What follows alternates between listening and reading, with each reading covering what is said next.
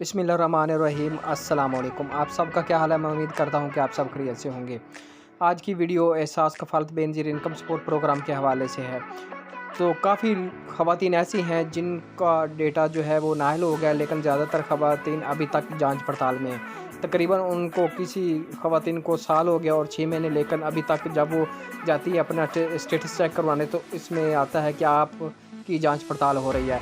लेकिन जो हुकूमत पाकिस्तान है, क्योंकि ये जो एहसास प्रोग्राम या बेनज़ीर इनकम सपोर्ट प्रोग्राम का ये पाकिस्तान का एक प्रोग्राम है, लेकिन क्योंकि ये पंजाब में पीटीआई की हुकूमत है, तो अब जो डॉक्टर सानिया निश्तर हैं वो पंजाब जो एहसास प्रोग्राम है उसकी चेयरपर्सन है।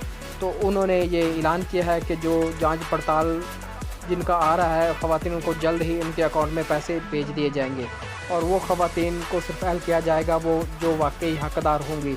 जो हक़दार नहीं होंगी उनका डेटा नाअहल आएगा।